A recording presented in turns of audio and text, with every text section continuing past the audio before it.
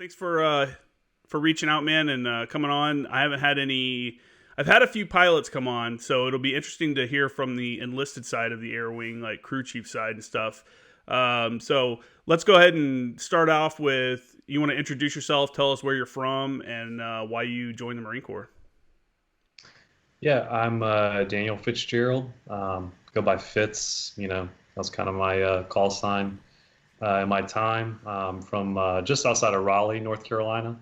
And yeah, I originally joined the Marine Corps because growing up, I was always in the woods, running around with, fake guns and sticks and just doing the backwoodsy North Carolina thing. And, my dad and I watched Westerns and war movies all the time. And I just always grew up with that appreciation for, I guess, that theme per se. And it was always cool because I'm not like, I'm not a, 6'5", 250-pound dude. So I was always, appreciative of, the equalizers out there, and, the weapons that we have available to us in the military and the tactics and the strategies and everything. It equals the playing field.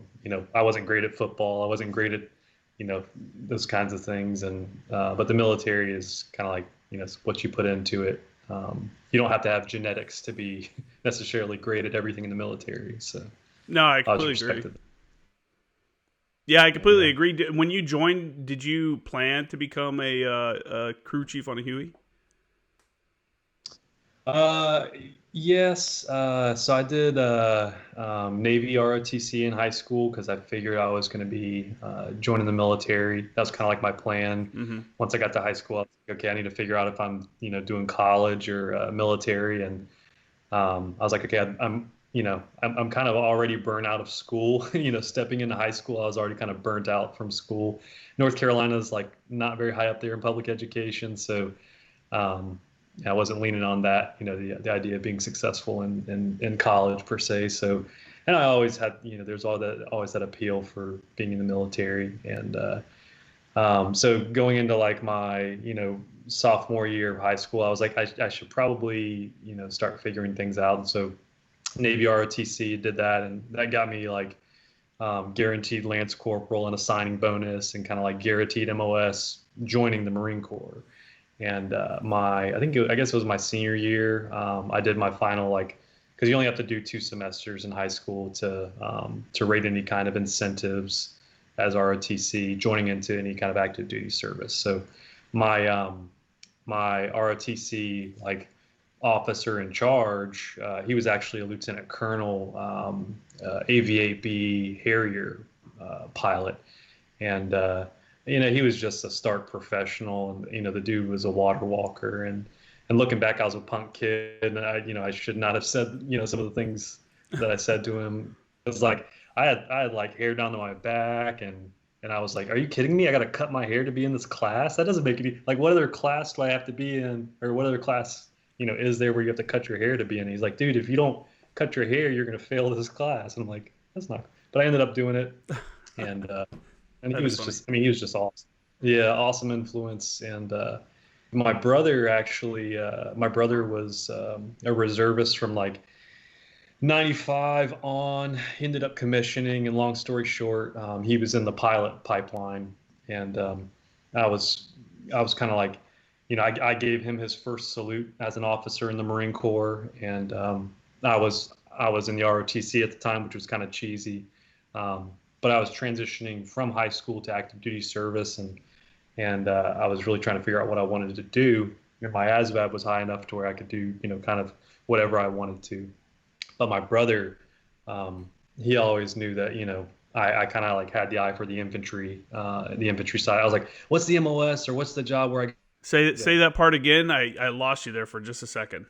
Sorry. You said I heard you say what's the MOS where, and then I cut off.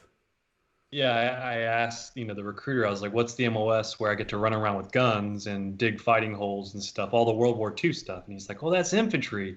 And I was just like, I was like a meal ready to go for him. But then my brother was like, hold up, let's think through this. And he was like, well, what if you could be something of a grunt, but also, maybe you want to sleep in a bed at night and, have, have always kind of have good food available, some of the comfort based things. And I was like, well, that sounds good too. So he basically told my parents, like, hey, if he doesn't get this MOS, like, don't let him talk to that recruiter. And my parents actually had to sign for me to join because I enlisted when I was 17. And my parents were like, no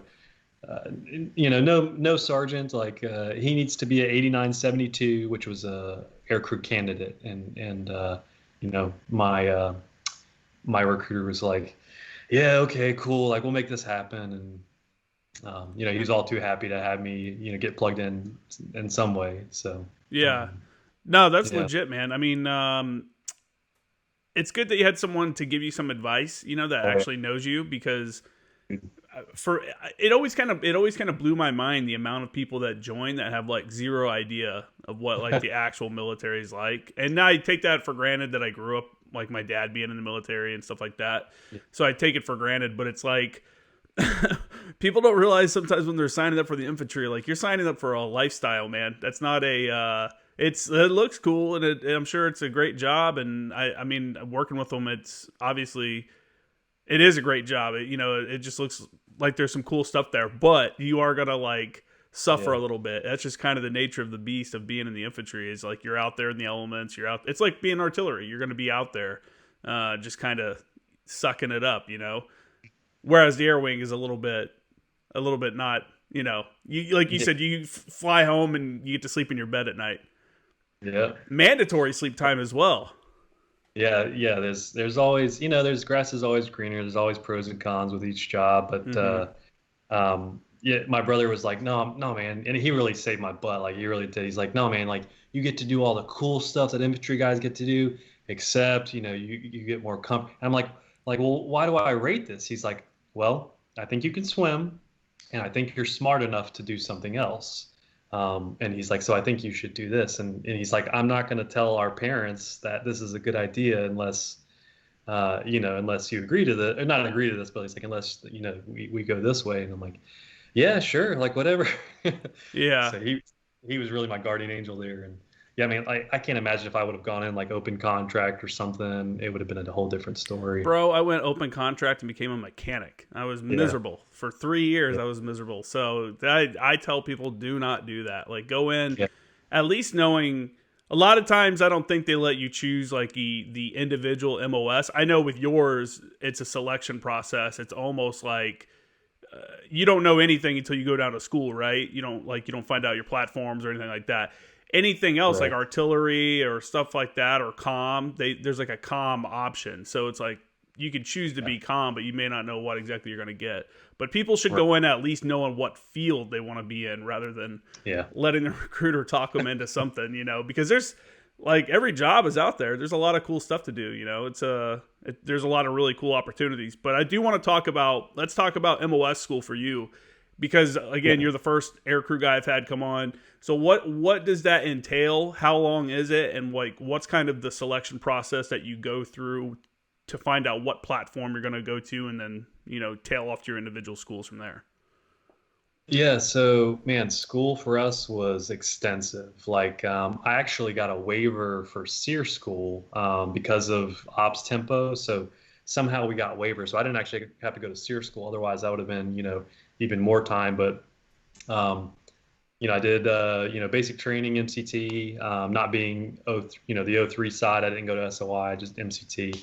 And then after that, they bussed us from Geiger down to Pensacola.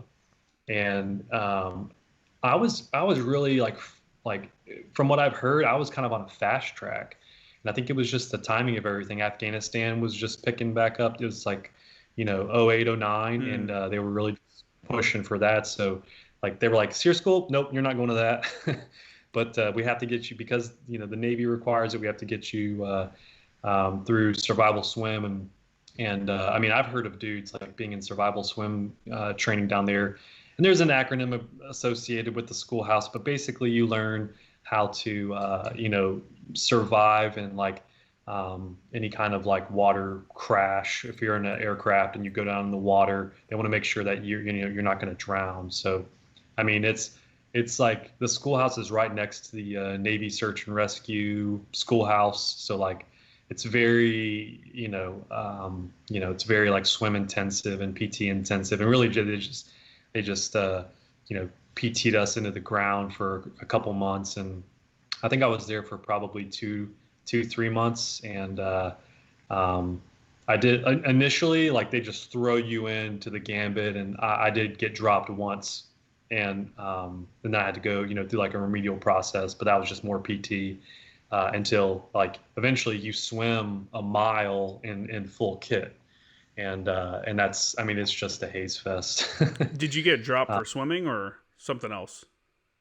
Yeah, originally it was like, hey, like they literally tried to get you from like event one through passing the entire like school in a matter of like just one go, Mm-hmm. and it's a very, very high attrition rate. But there are people that make it through that, but I mean, you get like a second and third kind of strike. But my second time going through, I made it after all the conditioning that they do. So like literally, like if you're an intensive, if you're really good at swimming, you can be in and out of Pensacola Schoolhouse for the aircrew survival swim instruction. Like you can be out of there in a matter of like weeks, barring all the admin stuff and your flight physical and everything.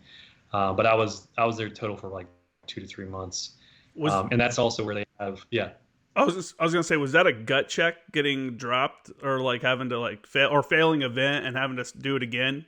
Knowing that's like, oh, this is something I have to pass to move on. All the Marine enlisted aircrew option failed that, so So it it didn't feel wasn't, so bad. you know, yeah, yeah. The only guys that got through were like, because I mean, you're going through that with like Marine and Navy pilot pipeline guys, so like officers who are going through the pilot pipeline, and you're also going through with like Navy search and rescue diver screeners and stuff like that. So it's like, hey, if you can make it through this like 2 week session of just swim hazing, like you don't have to go through the remedial and the prep and all that too. But they expect higher attrition rates. It's not like buds or anything like that, as far as what's required of you. But it's also not like McQuist stuff. Like you're swimming your tail off.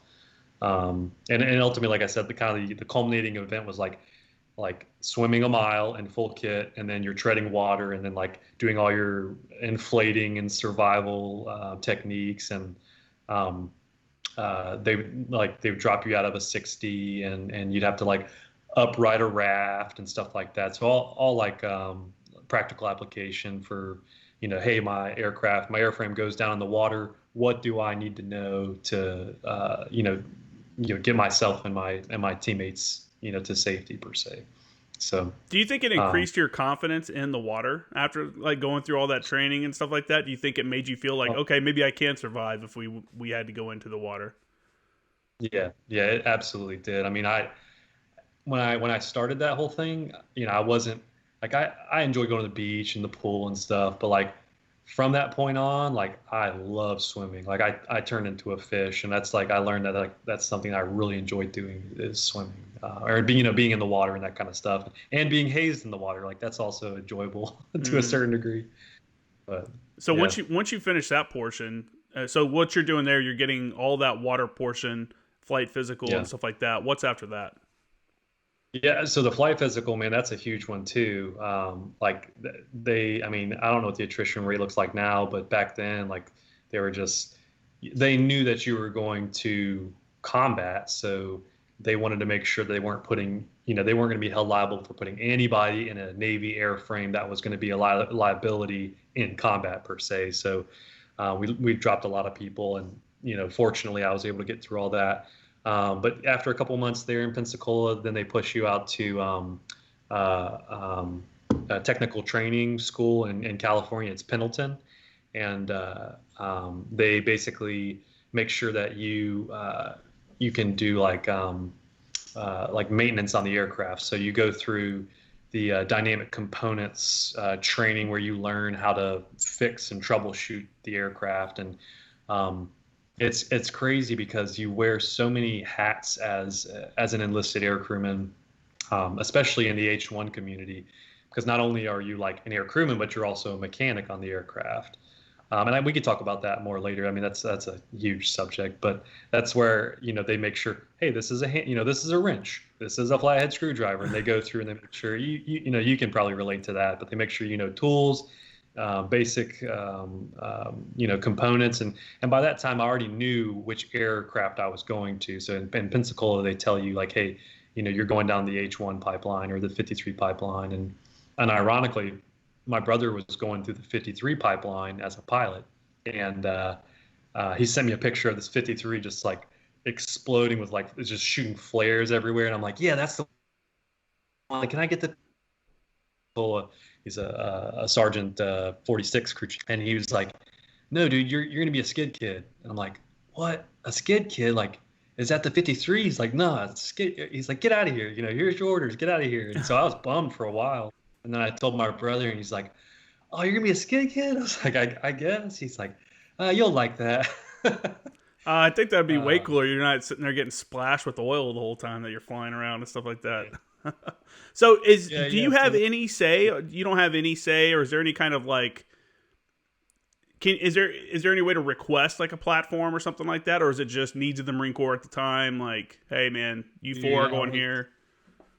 I was literally in green on green for like 3 months getting hazed. And then, kind of at the end, our instructor, his name was Sergeant Hayes. Like he's like, hey, you're all gonna be skid kids. And that was it. And then then we, checked out or whatever. And then it was a plane ticket to Pendleton from Florida. To sunny Camp Pendleton, yeah.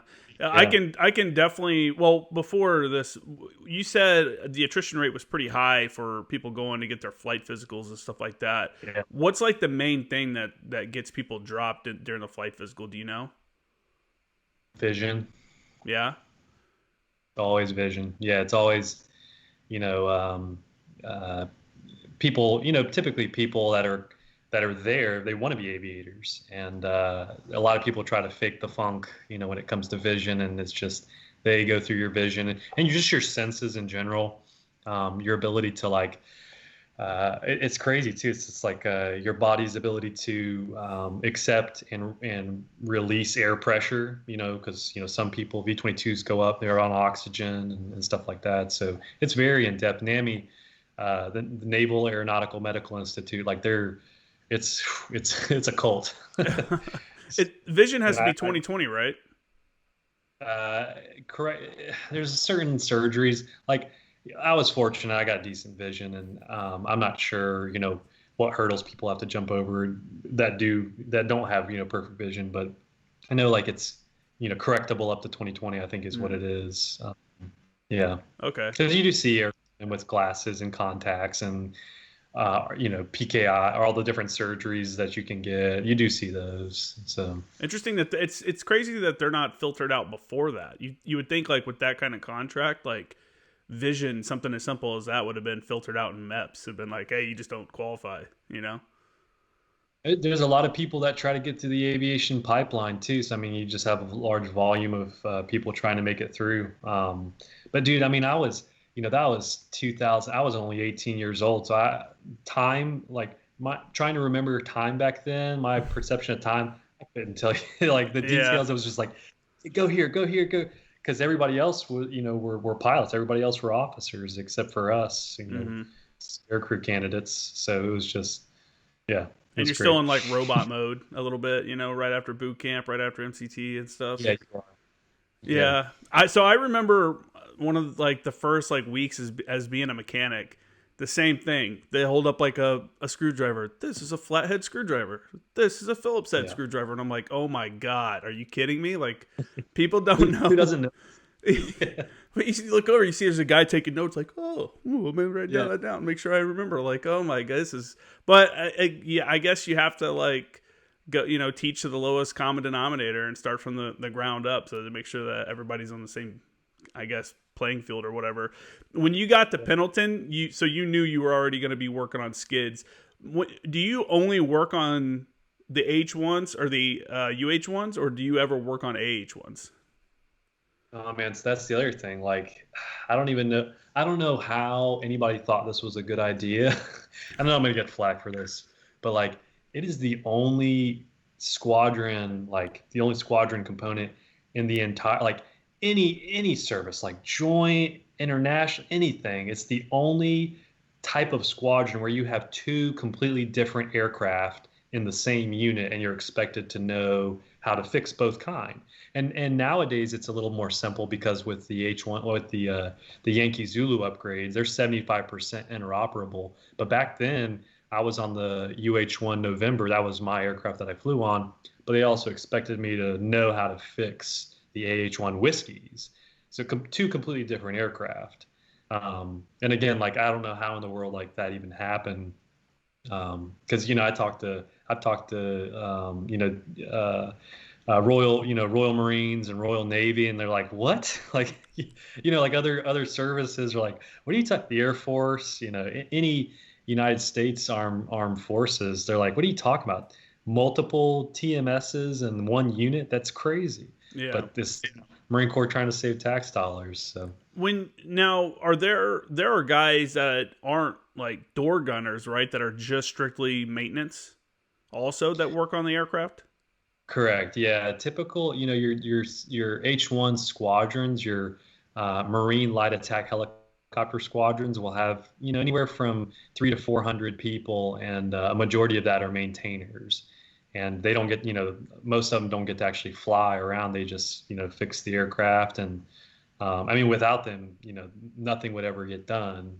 But unfortunately, they don't get to always reap the benefits of being, in the aviation community. So I got a lot of respect for those guys. Yeah, I remember they're the only ones that worked on the MEU while we were on ship. It's like only the air wing is working. They're down there just turning wrenches all day, covered in grease all day. I don't think anything stops for aircraft maintainers when they get on ship, other than the quarters are a little bit smaller now that they can work around. So what's the difference between you and them when it comes to maintenance wise? Just levels of maintenance that you do? Are you like a level like 1 operator level maintenance, like check the oil, basic stuff, and then they take care of like the more in-depth stuff, or how does that work? I wish that was the case, but again, unlike any other service, any other, armed forces, like I was literally one of the highest qualified maintainers in my unit. I was fixing aircraft. I was coming into work, fixing aircraft, and then hopping on another aircraft, going and flying a mission.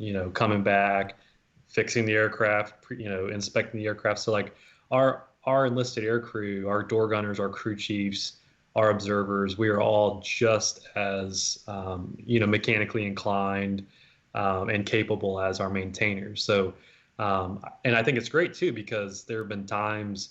And we don't have to go too far down the rabbit hole, but there have been times where like, you're flying around and something happens and you got to literally land the aircraft, fix it, and get it back up. Otherwise, we're all dead. So it's like, that's why they do that. But it's tough. It's tough it's tough wearing that many hats, having that much pressure per se. Yeah, for sure. Yeah. So how long are you in your MOS school before you actually get to go out and do like the door gunning stuff, like the stuff that a lot of people probably signed up to do? Yeah. So first base is survival swim. Then it's your technical training where you actually turn wrenches, and then after that, it's probably SEER school. I got a waiver for that. And then after that, the next school number 4 is crew member training, and that's also in Pendleton. And there's actually a squadron. There's a squadron that is their whole job. They don't deploy. They are a schoolhouse squadron, and it's Marine Light Attack Helicopter Training Squadron 303. And all they do is train replacement air crew. They call it the RAG, and you spend depending on your academic performance, you could be there for anywhere for from 4 months to 9 months, learning how to fly and fight and that kind of thing. So So all in all, I joined in January of '08, and I didn't hit my fleet unit until March of '09. So I was in school, for an entire, I was in a pipeline for an entire year. That's crazy. With that kind of Yeah, contract, do you have to sign a 5-year contract for that? yeah, Yeah. Oh man, man. I've met a few people that had MOSs like that, and they're like, you know what really sucks is when you get to your 4-year mark and everybody gets out, and you're still there for another Yeah, year. You're like, man, this kind of sucks. yeah, yeah. Nah, Yeah. yeah. So I was glad to, you were what? Sorry. I was glad to do it. Oh yeah, yeah. Well, I mean, you stayed in, so it didn't matter to you, right? Um, Yeah, yeah. let's talk through like what were you doing in that 4 months of training, right? Were you guys going through all the missions that the platform, covers, like between either actual like logistics runs to aerial observation to aerial gunnery? Like, do you guys cover everything like in depth, or is it just like here's a wave tops and you'll learn the rest when you get to your unit kind of deal? Yeah, it's wave tops. It's hey, this is how this is what it looks like to fly, up at 1,500 feet during the day. This is 1,500 feet at night. You get introduced to nods. You get introduced to the different ways we transport cargo. You only ever actually shoot once, Mm. which is kind of crazy because like we talk more about that later, but like that's a big part of the job. Um, but I think there's probably, I couldn't tell you now, but back then there was probably like 10 flights. But you're in a schoolhouse in a squadron, and everybody's kind of like not competing, but everybody's kind of waiting their turn for the flights that are required for you to for you to graduate. Hmm. And and I hate to say it, but I'd say the Navy doesn't help us out in how they drive that fight and how they drive those requirements. Because I mean, it's a very hard line in the sand. Like, hey, you have to do this syllabus to to be a winged aviator. Because technically, we're naval aviators at the end of the day. So it's 10 flights, but you get those 10 flights within the, you know, 3 to 6 months period, depending on aircraft health, how many people are in the pipeline. There's a lot of different factors. So, and you could have dudes who are academically challenged and get dropped for academic events, or rolled back for academic events. Hmm. So So how comfortable did you feel when you hit the fleet? Like when you're showing up to the unit, did you feel like you were ready to just show up and start working, or were you like, I need a little bit more info on some of this stuff? so it's funny. So I'll give you a little backstory. So a big reason why I joined was because I kind of wanted to be close to home. Hmm. And Navy recruiter, I asked the Air Force, the Army recruiter. The Navy recruiter was like, "You're going to be on a boat," and then the Air Force and Army was like, "You're going to be anywhere in the world that we need you." But then when I asked the Marine Corps recruiter, I was like, "Hey, I want to be, I'd like to be in North Carolina if at all possible." He's like, "Oh yeah, man, like Lejeune's right there, You're going to get North Carolina, no sweat." So when I got my first set of fleet orders, it was to California. Of course, of course. Yeah, yeah, yeah. So, but here's the kicker. President Bush just previously signed off on funding to start 2 brand new light attack helicopter units. It's the first time a light attack helicopter unit has been created from the ground up since Vietnam. So he approved that funding, and not only did I, not get to go back home to where I wanted to go, but I also had, it was a privilege. Eventually, became a privilege to be a plank owner for one of 2 light attack helicopter units that have been started since Vietnam. So, like, we literally built Marine Light Attack Helicopter Squadron 469 from the ground up, and that was insane. That was an insane experience. Yeah. So, Why is that?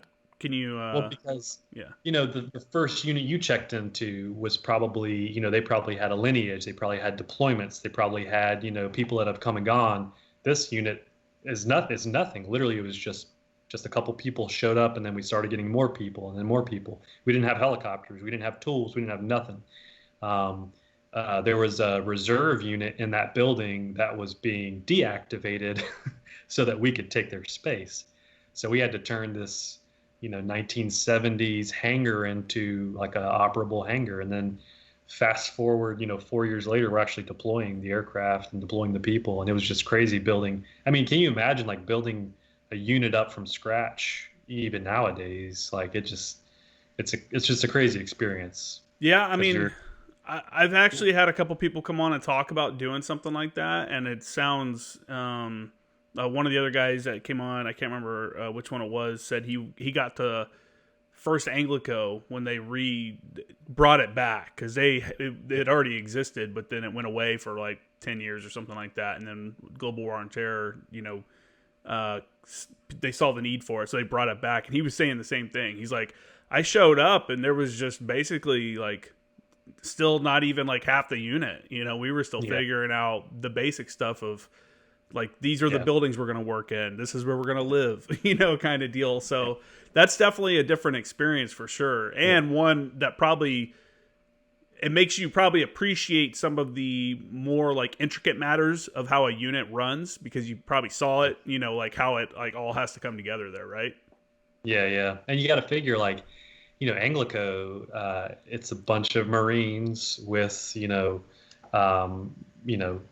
really just like radios, right? Like, I mean, y'all have radios and your basic equipment that you deploy with, but y'all don't necessarily have vehicles, right? You get the vehicles from somewhere else, right? That's kind of how it goes. Well, we have our own vehicles. We usually at Anglico, we keep our own, and when we go on the MEU, we bring our own and stuff like that. But yeah, sometimes if you're attached to a unit, you're getting whatever.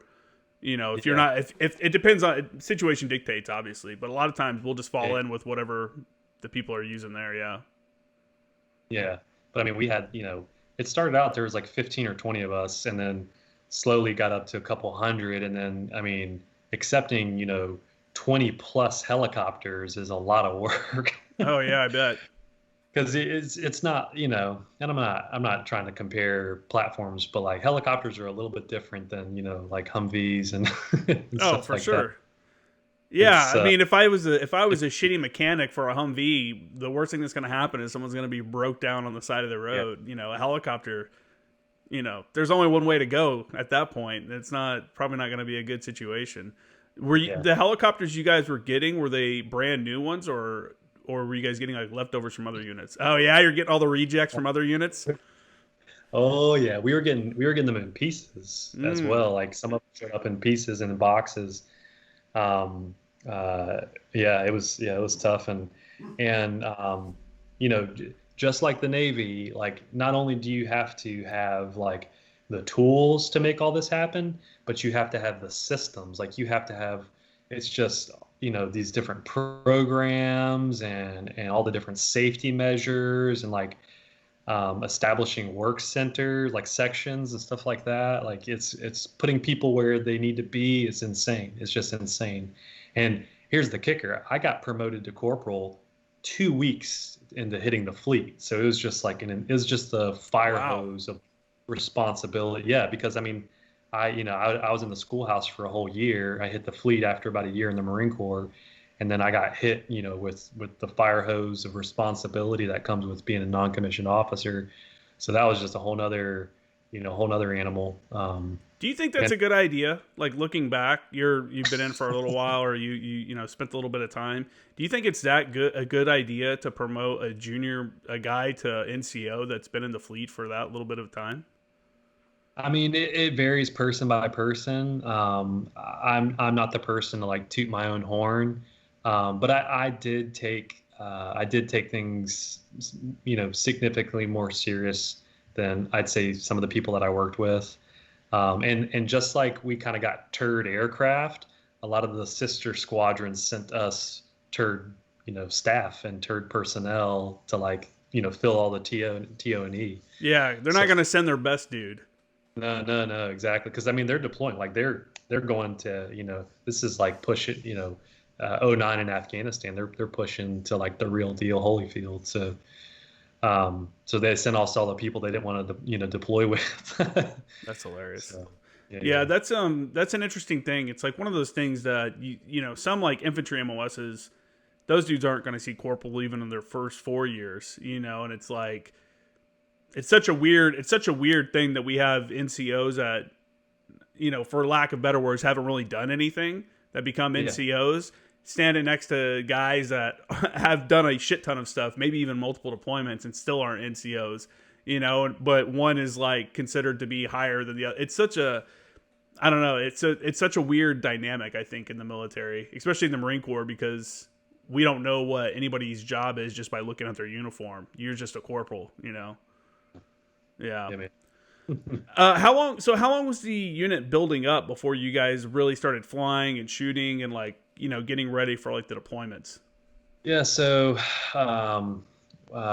we activated spring of '09, and then our first deployment was like spring, summer of 10. So, and I was on that deployment. I was on the first deployment for that unit. So we had a year to receive all our personnel, all of our equipment, all our tools, all our aircraft, and to get, people spooled up in the TNR and make actual, competent air crew to go fly and deploy. And it was a 31st MEU, so it wasn't, I don't know, it wasn't really a real MEU, I guess. The point. Do you know what I mean by that? Yeah. But we did HADR, we did humanitarian assistance, disaster relief on that MEU, so that was crazy. And we took personnel and aircraft from California all the way to Japan and back, and we floated, and we were on the water for probably, I don't know, we were probably on the water for about 3 to 4 months. That's not bad. Because you do all your workups for the 31st MEU in Futenma, which is, permanent duty station for a lot of people. So it's not really like, you do your 7 months of workup. Like you were on the 11th MEU, right? Yeah. So like, we didn't do 7 months of workup before and then a 7-month float. We did an entire 7-month deployment, and then a float within that. So. Okay. Yeah. It was like the deployment. Yeah. It would definitely make it easier and make it a little better, I think, because the workup for like a regular MEU sucks. It's constant ship time. If we're not on ship, we're in Arizona or we're in freaking Fort Hunter Liggett or wherever, training somewhere. And then it's like, okay, now that we've been gone this long training and getting ready, now we're really going to leave for 7 months. So that's just the worst. So it was like it was a vacation. Like the ace. So the ace comes out of Futenma, and those dudes bounce all over those islands. So they're like pirates. Like all they do is like get on ship and party, and it was it was crazy. It was like all the stories you hear, like all the debauchery and the stories you hear about joining the Marine Corps back in. Oh, I lost you. Like, I gotta build this unit and like take them on a deployment, and this is gonna suck. But then it's like you get over there, and the ace are just a bunch of like troublemakers, and it was a lot of fun. Yeah, I mean, you can always get into fun while you're doing that kind of stuff. I mean, we had fun during the port calls and stuff on my MEU, but obviously it's not as many as like what you're going to get with the 31st MEU, where the whole point is you're going ashore doing stuff. What was the humanitarian aid that you guys were doing? There was, I think there was a tsunami or something, and it was like Indonesia got hit, Japan got hit, and then the Philippines got hit. So we did some HADR in all 3 places, putting supplies in, pulling people out, that kind of stuff. Man, what was that like? That's got to be like one of those like moments where you can look back and be like, man, I kind of feel good. I feel good about, if I don't do anything else, I feel good about helping these people out. Yeah, I mean, the only thing I remember is like just always being drenched, like always being either rained on or the humidity was just keeping you like soaked. And it was, just the weather was awful. And it was terrible to see like the carnage and everything. But it was definitely fulfilling to, to be able to help in that way. And people in that area, people in that area of the world express thankfulness, and they respond differently than like, if you were to do like, Coast Guard around here, you pick somebody up and help them or drop something off. They're like, oh, thank you. Out there, it's a little bit different because their economy is so impacted, and they just don't know what to do. They don't know how to pick up the pieces. So yeah. That kind it of was intense. seeing that kind of like tragedy and stuff like that has got to give you a different perspective. You know, when you Oh kind of yeah, look at everyday stuff in the United yeah, States or in your own community and stuff like that. Is yeah. You that got to is grow up fast. Yeah, right? I mean, that's like that's what I like try to explain to some people like, hey man, you get these opportunities in the military to go experience things that you would never experience anywhere else. Like you see this stuff on TV, like there's a disaster somewhere, there's a tsunami somewhere, but unless Yeah, if you were like actually there, that's way different. Like seeing it, yeah, you know, first person, like the impact of something like that and how people are actually affected. Like I don't know. I think I'm such a laid back person now, and I'm just like, whatever, man. I'm like pretty carefree because I feel like I've been through so much shitty stuff and seen like crazy stuff where everything else is like, whatever, man. We're just living now. It's just enjoying life. yeah, exactly. And it was interesting too because, and this is, I mean, we talk about this more later on, but like when you're in the helicopter, you feel untouchable, and MWSS is down there, with bulldozers like clearing, and they're in the mud and they're trying to erect structures to like help people, and like the most we see is like we land, we strap some people in, takes let some people out, or we drop off some boxes, and that was it. Like everything else is just the carnage that you see. So it's a little bit it's a weird sensation because you feel for the people, but you don't actually get the same, like you're a little bit desensitized, I'd say. Yeah, yeah, for sure. Yeah, man, it's such a crazy thing. It's a dangerous mission too. It can be. I mean, I know there was a Huey crew that was lost doing a humanitarian aid up in like Nepal or something like that when they were doing some stuff like Yeah, high altitude stuff. Correct?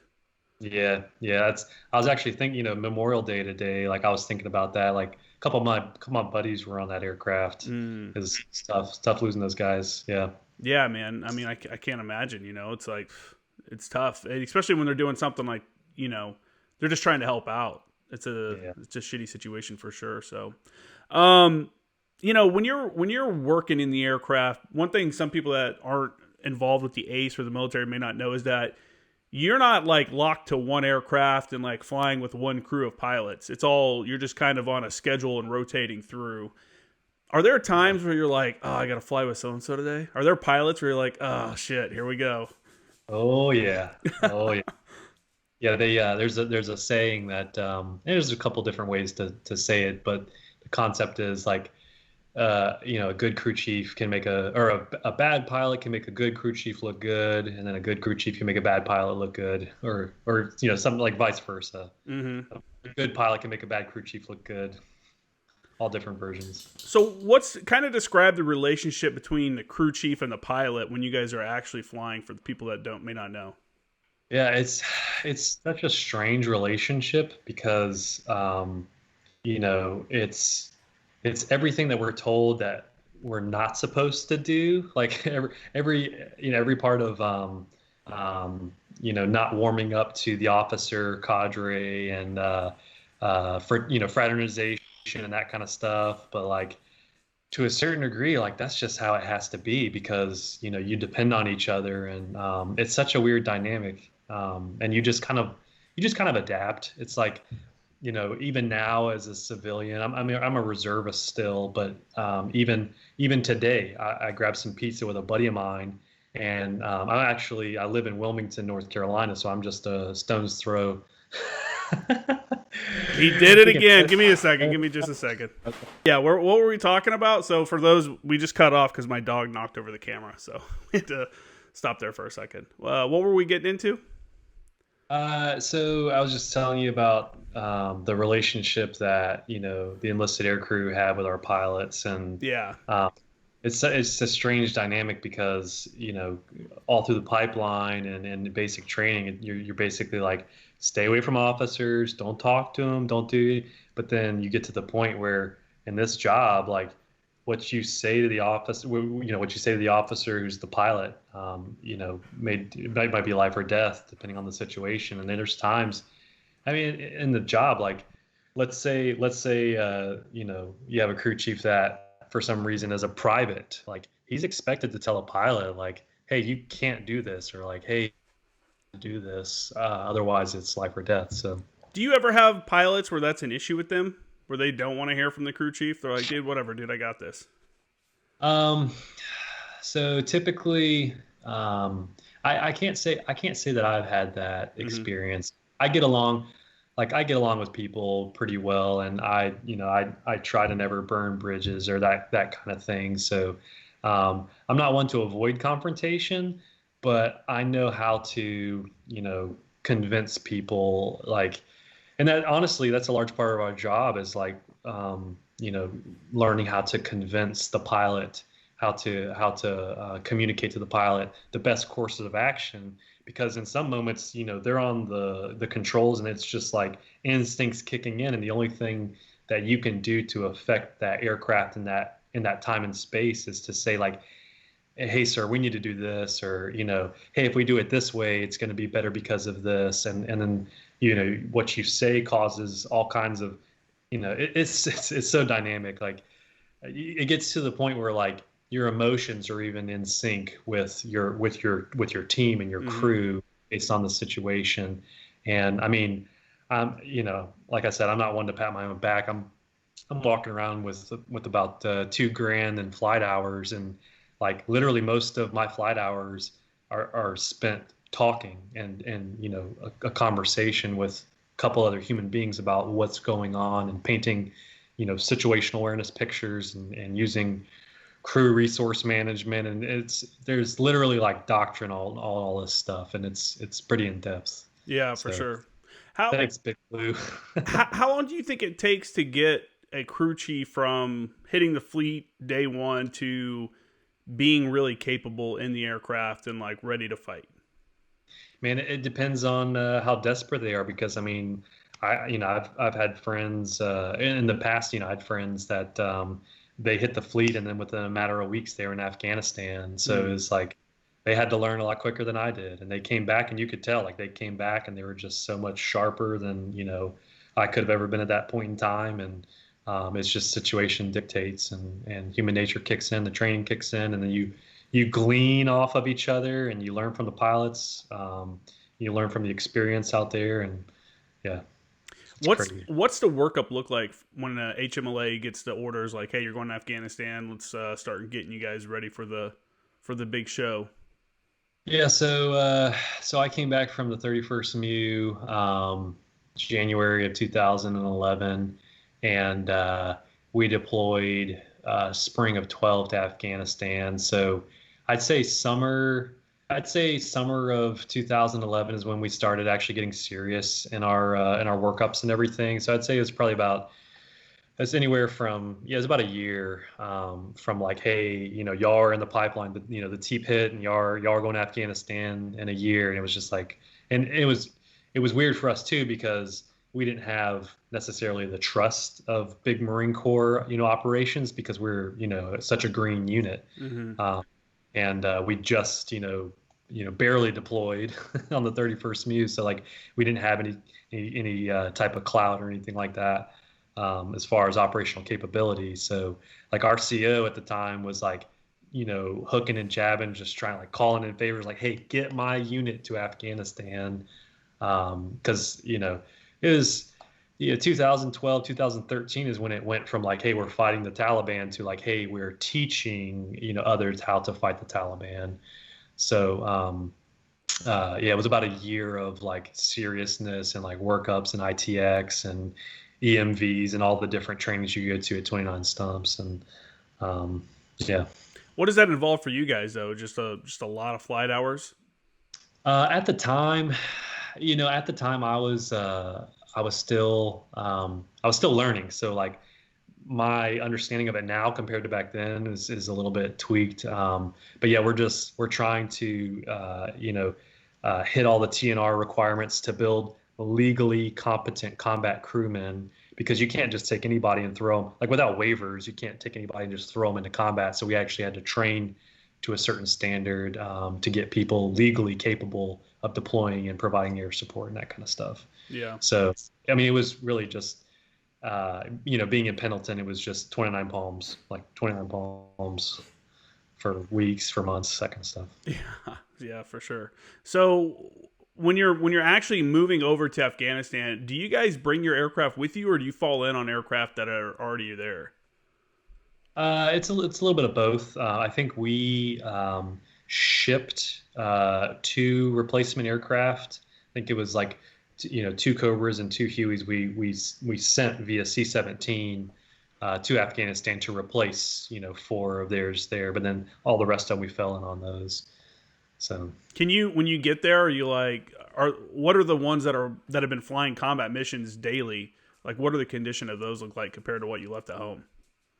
they're pretty good. I'd say they're exceptional. Like they're always dirty because we're flying them all the time. So I mean that was one like caveat, but mechanically they were stellar. Like we were at the tip of the spear as far as like the supply chain and all the support. We had civilian contractors there to like help us make the tough decisions, and like civilian contractors as in like aviation, like aircraft mechanics, to help us deal with some of the weird stuff that pops up when you take aircraft from like sunny California to like 130 degrees, 116, 130 degrees in Afghanistan. Aircraft perform differently. Mm-hmm. So we had all the support structures and mechanisms we needed there to make it happen. So the aircraft were in pretty good condition. Yeah. So you were actually at Leatherneck when it was attacked, I think, correct? Yeah. Yeah. So this was your first deployment to Afghanistan, correct? Yeah. So can you kind of describe the, now that we no longer own it or anything, can you kind of describe the security like posture at the time? Because I remember going to Leatherneck in 2011 and driving the perimeter on one of the buses and being like, man, there's like nobody in these towers. There's like silhouettes in the towers. And I got yelled at for not clearing my rifle, because I had just come from Marja, flew into Leatherneck for a couple days. And I'm like, it's a completely different world than, out in Marja. So can you kind of explain what it was like when you guys got there? And then we can talk about, I'd like to talk about some of the missions you guys did, but also obviously the attack on Leatherneck or on Bastion. Yeah, I mean, I had the same thought. I mean, like literally same bus route. I was looking at the fence. I was like, that chain link fence is the only thing between me and the enemy. And one of my pilots was like, oh, we got drone coverage, 24/7. We got, UAS up at all times. We got Task Force Bella Wood. I'm like, okay, like, these are dirt worshiping Taliban. Like they're gonna find a way to get in here, and like, this isn't. I was like, who came up with this who came up with the security plan? But this is my first deployment, so I didn't know any better. Yeah, I thought the same thing, man. I was like, what is going on here? Like, this is kind of crazy. I mean, I get it. Like, Leatherneck and Bastion are, like, out in the middle of nowhere. It's not like they're in the middle of Kabul or something like that. But at the same time, it just felt like it was very, like, light security for as big as the compound was. Maybe they just assumed that because it's such a large base, no one would attack it because the reply would be kind of overwhelming, or so you would hope. But I don't know. I thought it was kind of crazy. So how long were you guys there before that attack happened? Were you guys there for a while, or do you want to talk about that first, or would you want to talk about some of the missions? Yeah, I mean, so I guess chronologically, like we got there, and funny story, I won't go too in depth with it, but I wasn't supposed to go to Afghanistan at all. I upset my chief because I was trying to go MECEP at the time, and I was trying to get my foot in the door, like go to get some college credits, and like I was trying to shift my focus towards going to college, and he wasn't having it. So I was like, okay, cool, I'm probably getting out. And I learned then you never tell them that you're going to get out. So they kicked me off the Afghan roster in the middle of one of our workups because I told them that like I was still trying to figure out what I was going to do. When my EAS came up, they were like, are you gonna reenlist? I'm like, I can't give you an answer right now. They're like, well, cool. Here's an answer. You're getting off the Afghan roster. So I wasn't supposed to go at all. And then fast forward, a couple months, one of our guys, unfortunately beats his wife half to death with a trash can because he caught her cheating on him. And so he got pulled off Afghanistan. I was in Afghanistan within 72 hours. Damn. So, yeah. So that was another one of those Marine Corps experiences where you're just like, Yeah, get that check in the box. So it was like a last minute, like, hey, you're coming, grab your shit. Yeah, my staff sergeant called me and he's like, listen, like what you're about, what you could go do. He's like, I feel like you can save lives. He's like, I feel like, you know, I feel like you've been dealt a bad hand. He's like, and I've got guys going with me, and I need more guys. Like, and like I hate to talk about myself, but but he was like, I need more guys like you because we're going to go kill the enemy and we're going to save, you know, we're going to try to save good lives and we're going to try to take lives as well. He's like, I need more people like you. He's like, if like I need you to say yes. And so it's like, well, what else can I say? What else can I say? All right, So I'll do it. Let's yeah, do it. well, and you know, my wife was like, what else can you say? Like, you know, she wasn't stoked about it either, but yeah, so I was in Afghanistan within 72 hours. Like that was such a blur. But we got there in spring of 12, and within the first couple weeks of we call it the RIPTOA. It's Relief in Place Turnover Authority, and that's where the squadron that's already there, you know, flying and fighting, they turn over the aircraft, the spaces, the missions, everything. They turn it over to us. We do a little bit of like, you know, they're shadowing us during flights. Like I flew a couple flights with people who have already been or had already been there, you know, on the deployment for months.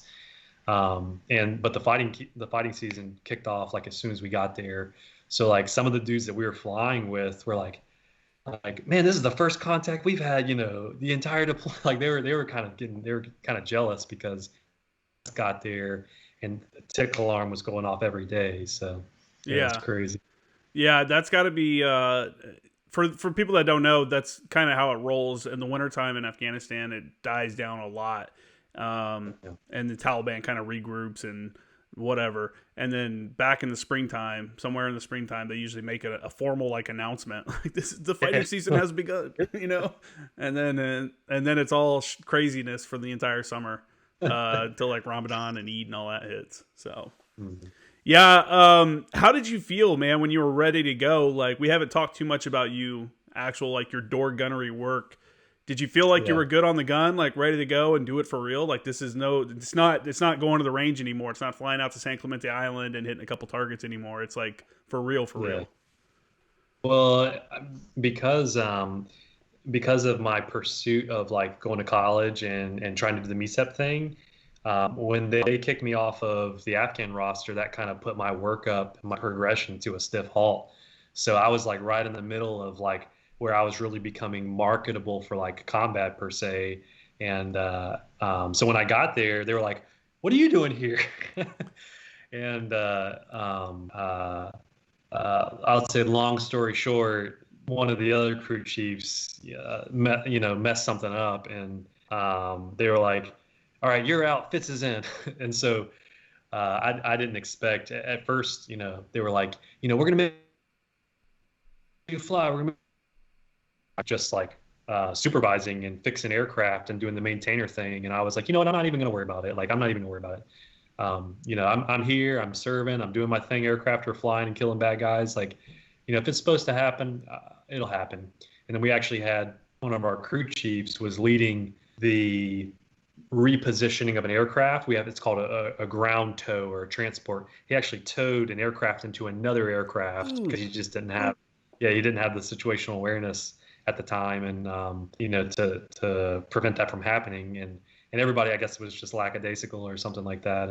And he actually towed an aircraft into another, and both of those aircraft, could not be flown for a while until they were, major repairs were done. So they were like, if you can't direct the aircraft being maneuvered around like on wheels like that, like, you should not. So they kicked him off the combat crew for a little bit, and then they put me in, and then like he never got put back on, and I was on for the rest of the deployment. So I was like, yes, like finally. How often are you guys, when you get there, are you like, do you get any kind of range time? I know there's a couple ranges set up out there. Do you guys like practice a little bit before you go out on your first missions, or is it like, here we go, you're ready to go? Dude, like so my M4, like that never even got BZO'd like until like we had some off time and we were in Afghanistan. Like months later, I was flying around all the time with an M4 that was never BZO because of how fast I had to go to Afghanistan. So, but we were hitting the aerial test fire range every single time. Every morning we would, whenever we did crew changes, we'd go up and then we'd test fire the weapons and get the aircraft, warmed up, and typically we'd step off into some kind of mission after that. But we always hit the test fire area before committing, unless it was something in extremis like a tick or something like that. But I mean, yeah, we were shooting a little bit every single day. Yeah, and there was also times where we did have the ability to do like training flights. We incorporated training and readiness flights into the actual like mission sets, especially like if we were actually going to go do casts and we got to shoot, they would sign us off like, "Oh, good job, you did this exercise successfully." So, yeah.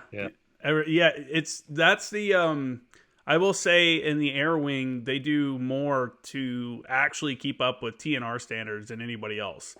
Like, it's a legitimate, like, if it's not signed off on, you didn't do it, you can't do it unless you're being supervised. Like, everywhere else, it almost feels like it's kind of like a guidance onto how you should do training, whereas, like, in the wing, and my experience with that is as a JTAC, having to keep my quals up and getting constant, codes signed off on.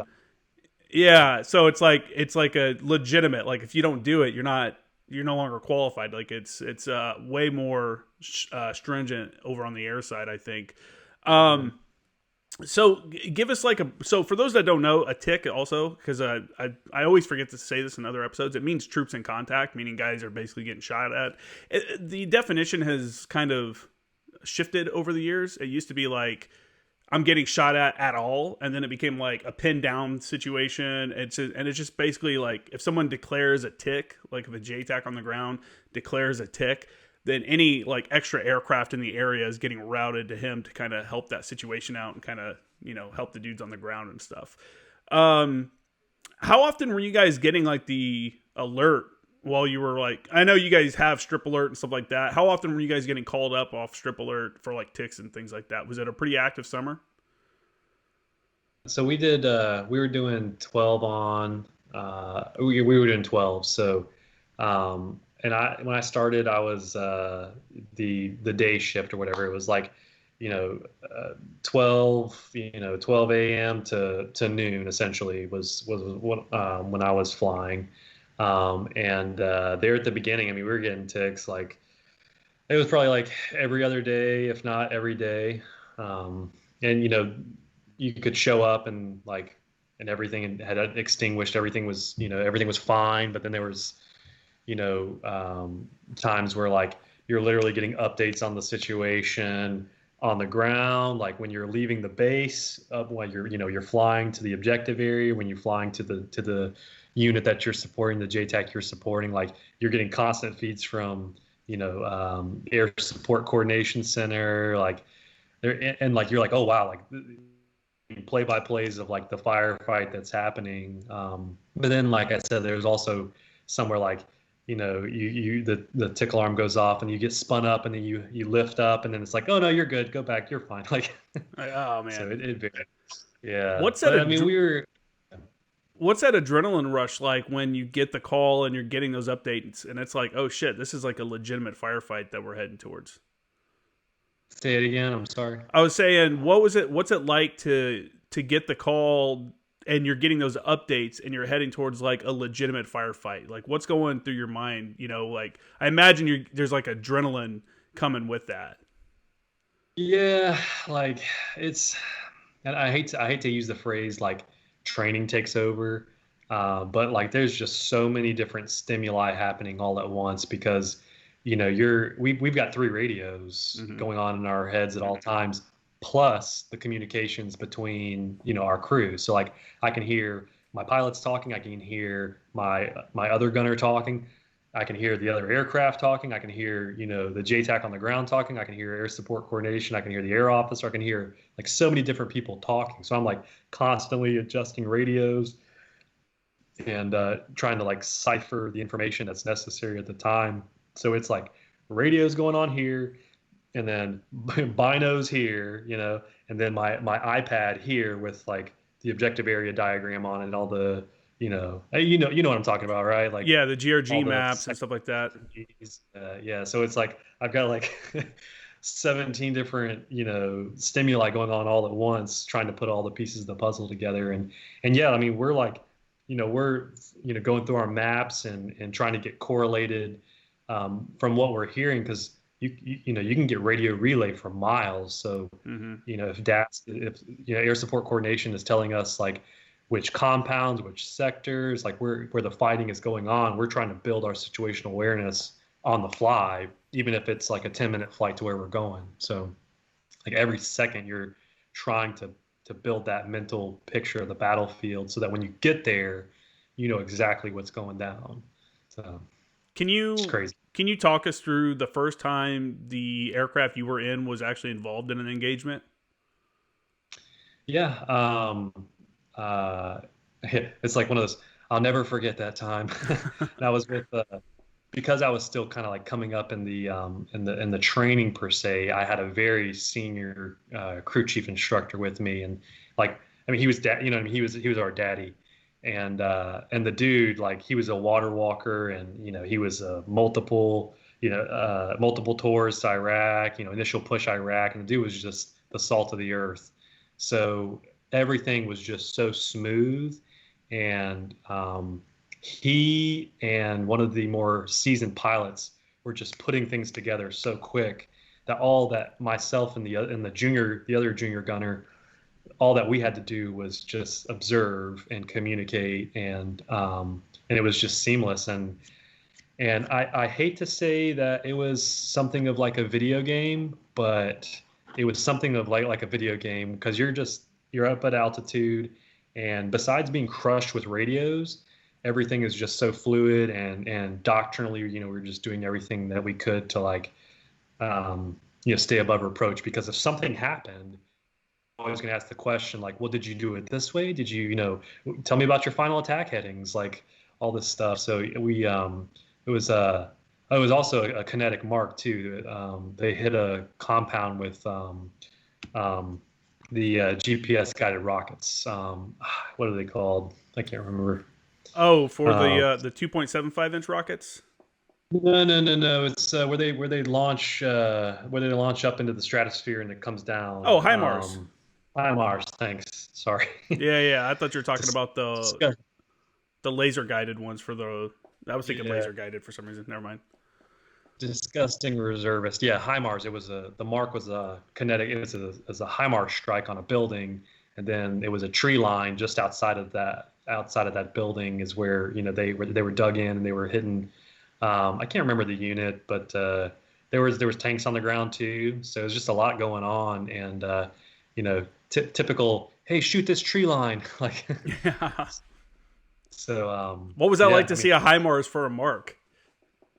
Oh, it was awesome. They leveled the building, and then there were tank rounds hitting around the tree line where the insurgent, where the enemy was, and then we just peppered the tree line with 50 and mini, and there was KIA, and I think we had friendly. Unfortunately, we had friendly KIA as well, which is why they called the tick in the first place. But it was, like I said, it's kind of like a video game going on, because you're not there on the ground. You don't feel the HIMARS.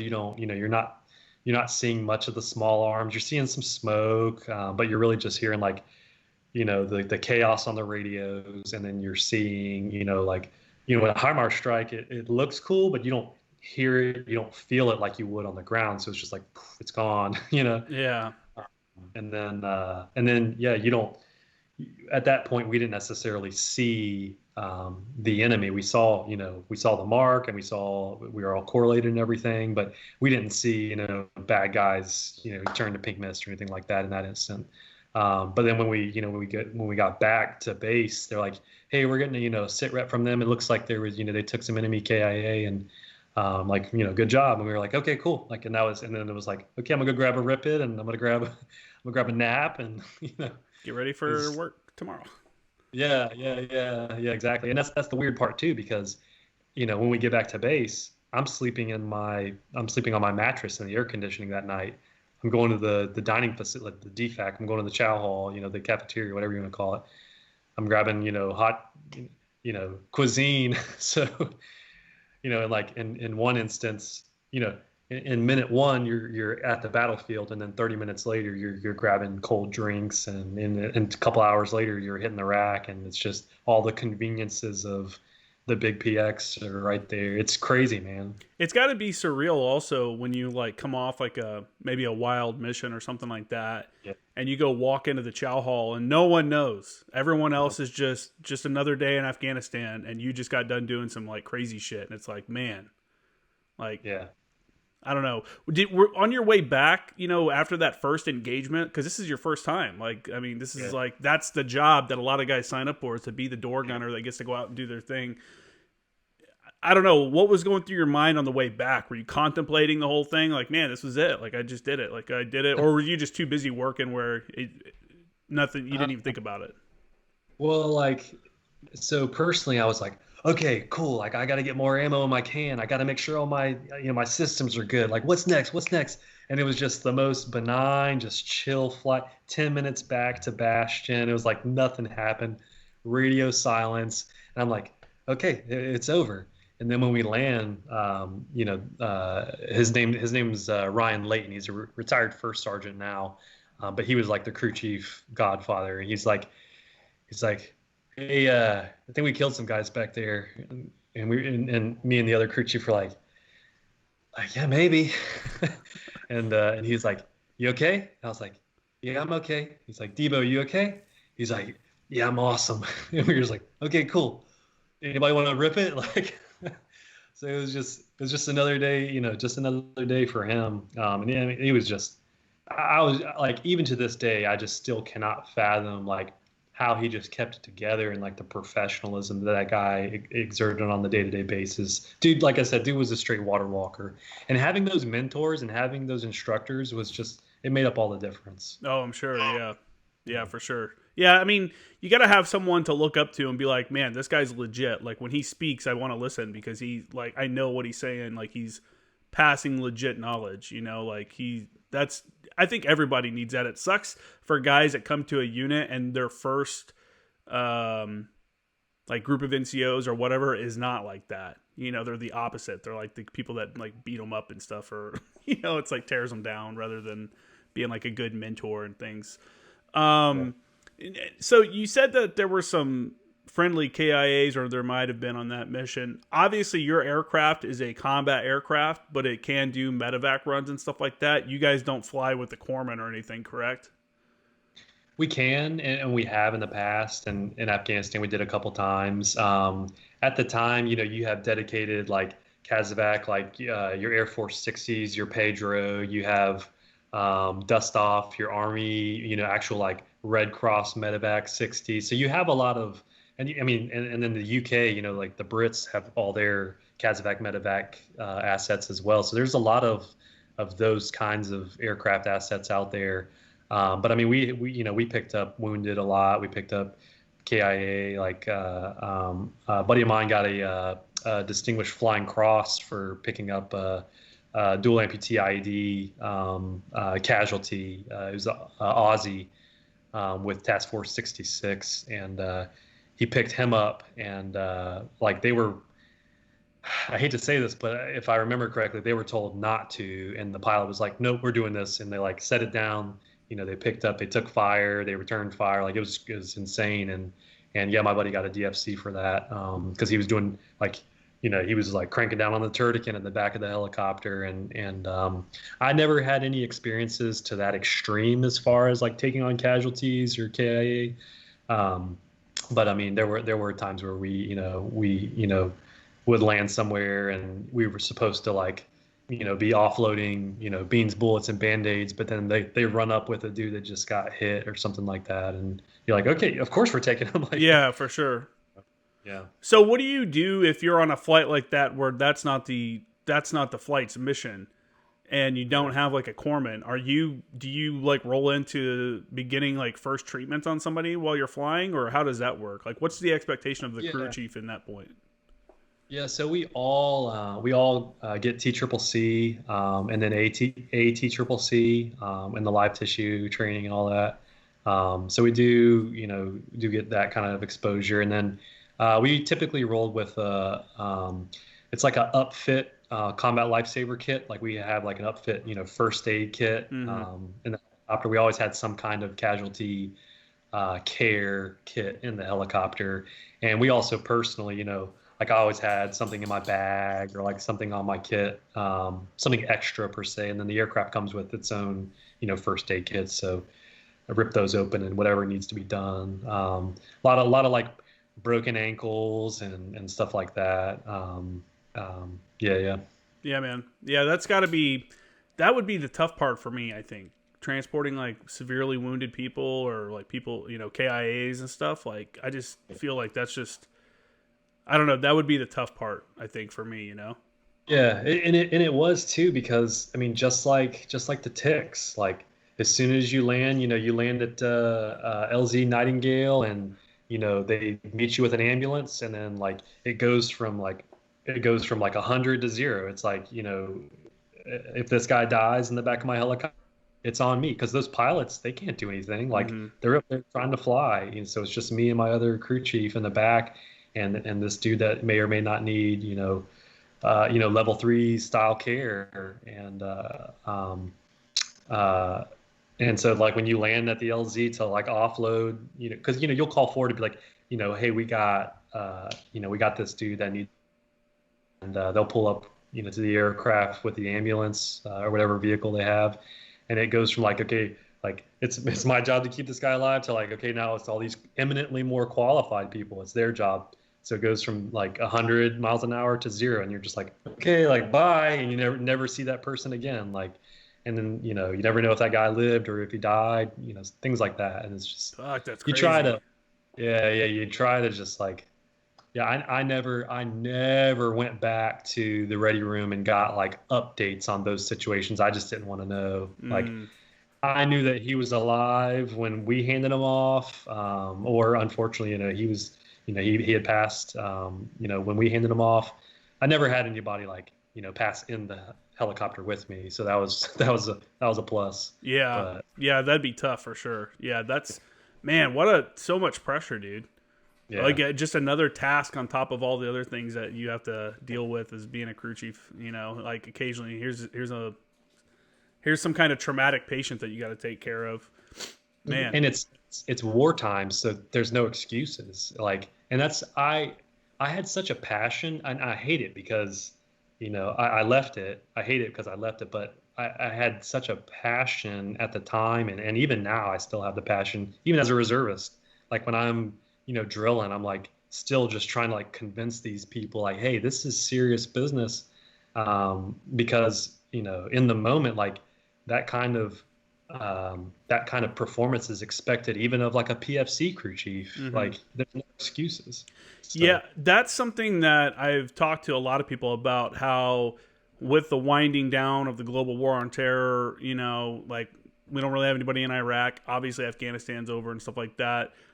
We're the guys with the experience, these kind of experiences that can really drive home why we do things one way or why we do things another way are starting to become, the old guys, the old senior guys. And like, I always wonder if the lessons are still being like trickled down, to the PFCs and Lance Corporals and stuff. That way you don't have to relearn stuff, and it could be simple stuff like how you configure the back of the aircraft when you're going out on certain missions compared to other ways, or how things are, just little things. You know what I'm saying? oh yeah. Yeah, it's a shame. do you find that that's like an issue, like getting these lessons learned to be passed down and like be instilled within like the new guys? Yeah.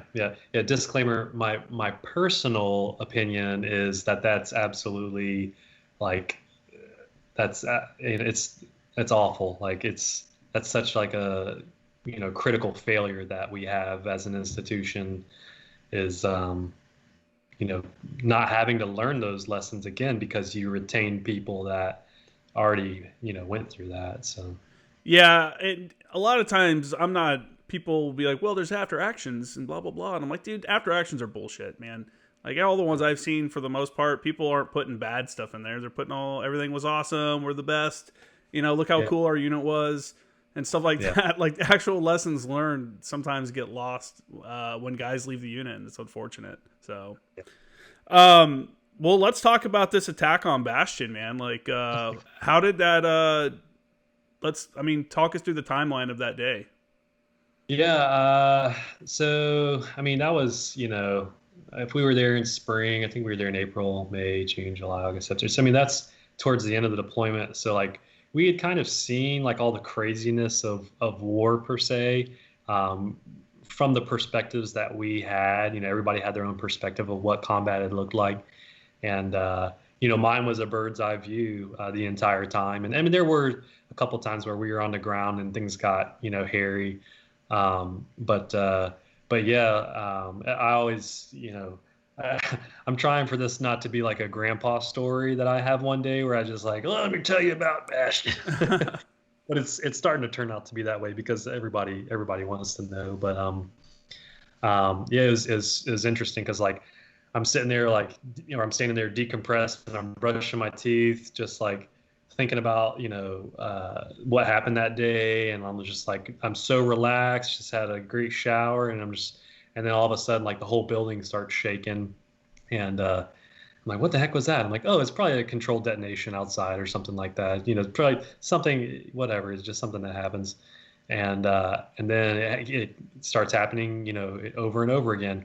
And then the manufactured building that I'm in is ahead. The manufactured building that I'm in starts like there's just this awful sound, coming through the top of this roof, and is PKM rounds skipping off the top of these DynCorp buildings that we were in, and just shredding the metal, coming through the roofs of these buildings. And I'm just like, what what is going on here? Like I thought it was like, is this a dust storm? Is this a tornado? Like, and then I'm in green on green, getting my shower and shave on, and I leave the head and I walk outside, and it was just this intensive heat hit me, and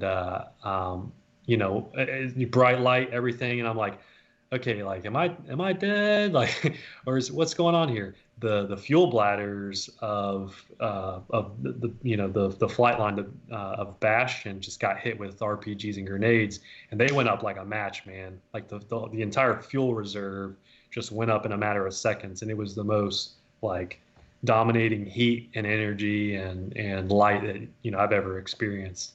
And I wasn't like close enough to where it injured me. Like none of us were close enough to where it injured us. But it was just still, burning diesel at that, magnitude. It was just insane. And I'm like, oh man, the fuel pit just went off, because I didn't even think it was like an attack at first. And then, this is an actual quote. Dude runs by me and I'm like, hey, what's going on, man? He's like, Charlie's in the wire. He says, Charlie's in the wire. And I'm like, what? But he screamed it at me. He's like, Charlie's in the wire. I'm like, what are you talking? And he just kept running. I'm like, what? So it was just so odd. And then we all just tried to get organized and figure out what the heck was going on. And I will say, like, all the trash talking that goes on about the air wing, it's true. Like it's all very true. Like we are disgusting air wingers, like that have no idea how to deal with that kind of stuff. And it was just really funny to see like all the just the chaos that ensued when something like that happened. It's like Marines should be able to handle this a little bit better, but like we're just freaking out. And me personally, I was like, okay, I'm going to get away from all the craziness. Like we had officers trying to do musters and stuff like that while like we were like watching the enemy come through the wire, and like they were shooting at us. And I'm like, why are you trying to get a muster? Like, what are you doing? Like, what are you doing, man? Like get to our cover and concealment. And like, like we're trained to do this kind of stuff. But I was in green on green, flak and Kevlar, so I'm rolling around with short shorts and my M9. Like my M4 is back at the squadron spaces. We don't bring those back with us. We leave them near the aircraft because we'll never need them. Yeah, So I'm right. rolling around with like an M9 and a mag and like my flak and Kevlar and short shorts. And I started out with sandals, but then I was like, you know what, I should probably. So I threw my combat boots on, um, and I just tried to find people that seemed like they had, any kind of sense of what was going on. And eventually, we got organized. I was on the ground, but about a mile away at the squadron spaces, they actually they were deploying they were sending aircraft up to support. So it's funny because my squadron declared a tick on itself and then answered that tick with its own aircraft. so like we had dudes on the ground at the squadron spaces taking shots at the insurgent team that had hit the base, and then they were like, "Hey, we got to get these aircraft up in the air." So like they hopped on the strip section, hopped on, and they got airborne, and then air support started coming in, and really it took several hours for the whole base to kind of get organized and to figure out what was going on. And I will say, like, I'm not afraid to say it, like, that night was a loss. Like, we absolutely lost that battle. Like, it was a defeat. If you look at Marine Corps history, I would say that went down as a defeat because you have 15 barely trained Afghan or Taliban insurgents, the right place at the right time with the right equipment and just enough training to cause millions and millions of dollars worth of damage, to inflict millions of dollars worth of damage. We had friendly KIA. We lost two definitely. I think there was actually three that we lost, and then several wounded. Even my squadron mates, some of our guys, walked away with Purple Hearts and cars and stuff like that. So, but it was absolutely. I felt pretty bad walking away from that. I mean, it was obviously it was a several day kind of experience. All the fighting was over in a matter of about 4 hours. But just the, how spooled up we were after that was like probably 2 to 3 days. And I walked away from that and I was just like, I just felt bad because we just responded so poorly to that. And when 2 generals were fired, we had, squadron personnel who were killed or wounded. And I think it was 7, maybe 8 Harriers were completely destroyed. Like the insurgent team went, some of them, they broke off in like fire teams. And then a majority of them went to the Harrier hangar and just literally started tossing grenades into Harrier cockpits and intakes and RPGs. And I was not happy with how Marines performed that day. It's one of those things. Bastion was there for years. I don't remember exactly when it was built. Maybe 2009 or something like that. 9-10. But the after years of rotations through, that complacency sits in. Because it starts to. The security plan, I mean, how often is the security plan going to be updated? It's like, hey, we have a watch point right here. This is where our sentries are at. This is because I know with the air wing side, they have their own kind of security guys as well, in addition to people that are tasked for like full base security and stuff like that. Yeah. But it's like Bastion and Leatherneck, is such a large area and stuff. I'm sure even when they're on watch, doing their rotations, like, man, no one's ever going to do anything over here. Like this is too big, it's too much of a base. But my air officer, when I got the first Anglico, Captain Martinez, his Harrier was one of the ones that got destroyed during that attack. I know, man. I remember reading about it. Like I said, I was there the year prior, and I was looking at Leatherneck like, man, this is crazy. You don't have people in the towers, and a lot of these towers, they don't have. No one carries any kind of loaded weapons around or anything. Like, this is kind of weird. And then when I got back there, when I came back in 13, it was way more secure. The flight line area was like like way more secure. There was like sandbagged like machine gun positions and shit like that. Yeah. And everyone had to carry like a magazine and their weapon. You know, it was like completely a different place. And I don't know, man. It would have. I can see what you're saying. How, you know, you're disappointed in the response, and I would say that's where that complacency thing, because you just get to this point that you could never imagine that even happening. Like, no, why would they? How would they even send a team over here to do that? And then they do. You know, it's war. You know. It was. I mean, they exploited a weakness, and we suffered for it. And I mean, you could literally walk the chain link fence and look up and see cardboard cutouts in the towers, like. Mm-hmm.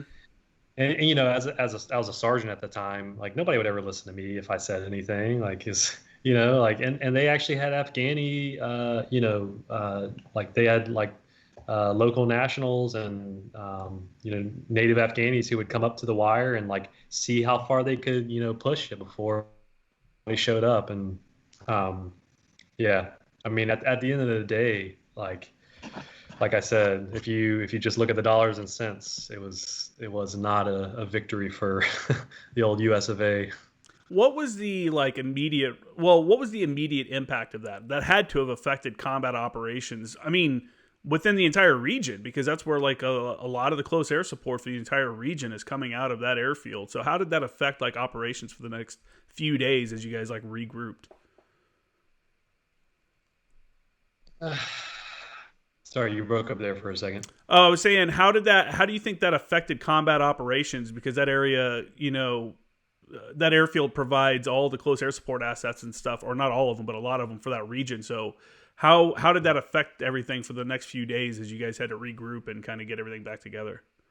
Well, I will say, like, the skid kid mentality, one community, like, you know, kind of having teeth, because, you know, the V-22s, the 53s, everybody else except for jets for the most part, you know, they're all transport and logistics support.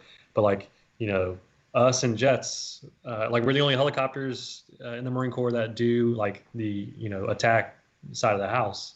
So it's there's a certain amount of that in our DNA. So like none of our aircraft were damaged. Like our side of the flight line was assaulted by the Taliban, but they were repelled. So like I was proud of that kind of stuff. But none of our aircraft were damaged, and so it got real busy for us after that because we didn't have any Harriers that could fill, you know, strip alert or, you know, any kind of CAS missions at that time. So we got really busy. The UK, you know, the Brits got really busy with their longbows and everything. So yeah, things got busy after that, and there was a little bit of an uptick right around there, anyways, because there was a couple movies that came out in the West, and it upset a lot of the the Islamic world, and so there was a lot of call for like retaliation. I think that was a part of it too. It was like one of them, you know, it was like Zero Dark 30 or something like that came out, and there was call for retaliation on the world stage. So things were, you know, we're getting a little bit busy then, and then it kind of dropped off because it was September, you know, and the fighting season starts to spool down a little bit. How did you notice like a large increase in the security posture around the airfield in the following days? Oh yeah, man! Everybody from that day on, like everybody was John Wayne. Like it was, like they were ready for anything at that point. Yeah, it was crazy. When you guys got back from the deployment, like I imagine some of the other squadrons were like, "Damn, what happened? Like, tell us, you know, like." Oh yeah. So what was it? That's kind of a shitty legacy to have, you know. Like that sucks if that's like the high point or whatever, or the most notable event of that deployment. But I mean, obviously, it's a major event. Yeah, well, you know, our aircraft, along with some of the other supporting aircraft, actually like killed most of the enemy that night. So that was a victory for us. Mm-hmm. When I say it was a defeat earlier, I mean like. In the institution, that felt more like a defeat, but like our squadron was able to kind of like beat our chests when we got back, and then it got to the point where it was like, oh, hey, the heroes of Bastion, like, you know, they typical Marine Corps fashion. They're like, okay, dude, like, Nobody cares, bro. yeah, no, like exactly, yeah. So, and that's honestly that's the stance I like to take now. It's like, it was I will internalize the value of the experience to myself, but yeah, nobody cares, bro. Yeah, yeah, I get it. I know what you're saying. People don't want to hear about it. Like, oh, cool, tell us your story again. Tell us about Yeah. that time again. We want to hear it. Especially in the like probably the year or two after, immediately after it happened. But I'm really glad you came on to talk about it here, man, because it's Marine Corps history. Yeah. I'm sure there's a lot of people out there that may not even remember it because it was a big deal at the time, but there's so many other big deal events that have happened since then. It may have been overshadowed, but it's a lesson learned in what complacency can do and how bad it can affect, like the entire combat effort. Obviously, because not having Harriers to support for how long? Do you know how long it was before Harriers showed back up? I mean, they started flying them in like it's probably 3 or 4 months later. Oh, They wow. weren't there. We got out of there around Thanksgiving, and they still didn't have any Harriers there. So, Really? That's surprising. I figured they would have flown some over like pretty quickly afterwards. Huh. yeah. Yeah, man. Well, so after that deployment, what was next for you? So I finally got to North Carolina. Hey. I got here in 2013, and I spent about 7 more years here. I did 2 East Coast MEUs. I was there to support some operations in the Yemeni Civil War as a 24th MEU, and that was in 15. And then we did some stuff in Libya in 2019. So I was able to do some kind of cooler like MARSOC and with the teams kind of work as far as their support goes. A little bit more calm, a little more calm per se, but. And then, eventually I stepped away from active duty service in fall of 2020. That was the year of the COVID. Oh yeah. And been a reservist since, and I'm loving it. Did well, okay. Well, first off, did Yeah. in 2015 the MEU that you were on, was that the one where the Harriers had bombed so much they were running out of like actual like bomb kits? Yeah. Yeah, that's so can you tell us anything about that one, or is that one still?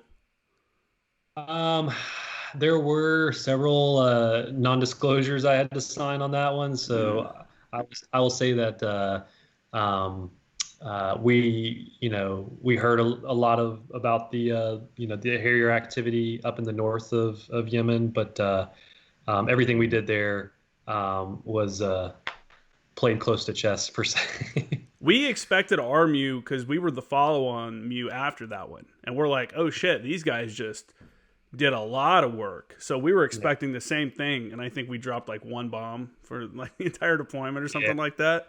So it was like a big disappointment for like the Harrier pilots, and because being on ship fucking blows.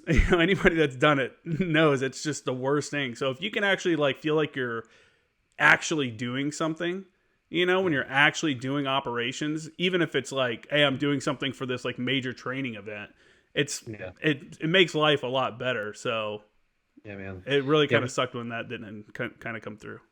We were at sea for 145 days straight at one point, and I remember I had breakfast one time and it was one potato. It was like a small potato, and that was all we had because we were just so we were just hurting for a supply.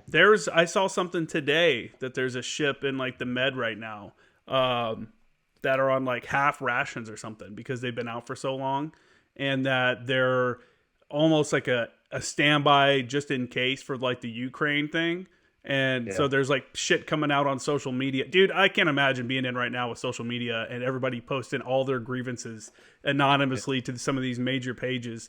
But they came out that they're like half rations. And I'm like, man, I remember what normal rations were like on ships. So I can't imagine what half rations are like, especially if you're like one of the mid-rat guys that get frozen fish sticks and shit. Like that's the worst meal to get is mid-rats on ship. Oh, yeah. Yeah, Awful. dude, it's just such a miserable experience. In 145 days at sea, you had to have been so pasty, like just so pasty white that I remember coming back. We got off the Macon Island. I was on LHD-8 and on the 11th MEU, and we got off in time. We got off to go do some kind of training exercise in Kuwait. And while we were there, our ship got tasked with something. So they pulled out while we were still in Kuwait, and they ended up being at sea for like 110 days. And we're like in Kuwait, and then we go to Saudi Arabia and, some other stuff.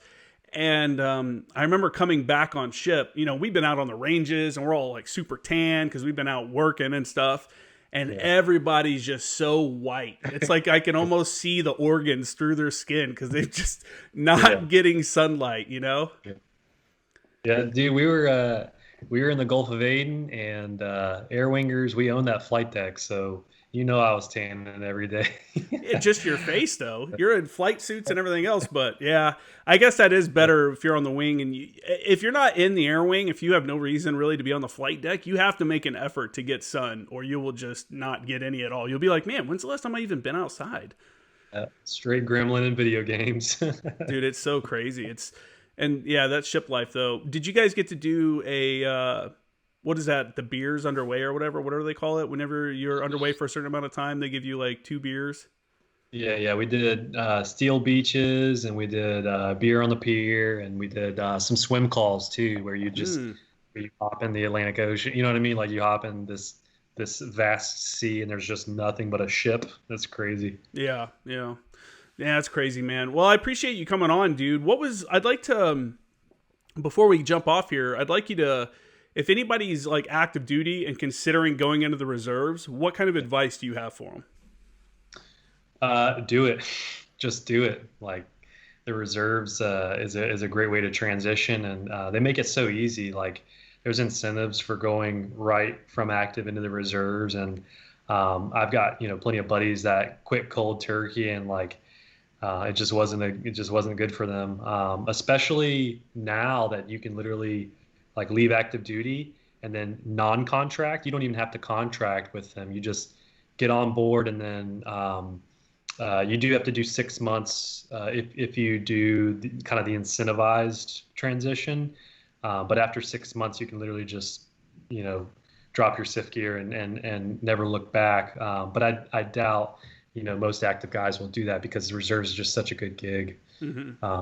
Yeah, man. Are you planning on you're just going to finish out your retirement there? I'd like to. I love my job, and I honestly I don't know if I want to be a first sergeant, or I'm going to try to be a master sergeant and stick with the air wing, because I still once a month I get to go hit the gun ranges and go fly around and do cool stuff like that. And it's just a great time. But yeah, if I can stick with kind of what I'm doing now, I'd like to retire with it. Otherwise, I'll find something else to do. There's got to be some aerial gunnery stuff out there that they need some work. I think there's actually a company in Vegas that you can go and fly and do like door gunning with I think they use a saw. They put a saw on a door of some helo and takes people up. Yeah. What was your reasoning for getting off active duty and going reserve side? There was some politics, but it came down to I really as a Marine, as a service member, you're supposed to just do what they tell you and go where they tell you. And I got to the point where I was either going to I guess commit more of myself to my family and my friends and the community that I'm in right now. I was either going to commit to that or the financial security that comes with active duty continued service. And the wars were over, and I was just like, I'm not going to sacrifice my friends and family and community and my support circles. I'm not going to sacrifice the attention that I can give them just for the financial security of active duty service, because if the nation calls, I'm still there. But this way I can apply more time with my kids and my wife and my family, and just be a better dad, be a better husband, be a better family member. And I feel like that's for me it's more important. And like I said, I can still serve my community, country and do all those good things. But it's peacetime, so something better to do. I think a lot of people get that kind of that feeling, after being in for a while. I got close to my 12-year mark, and I remember telling them, I was like, they're like, hey man, you're going to the MEU as permanent personnel.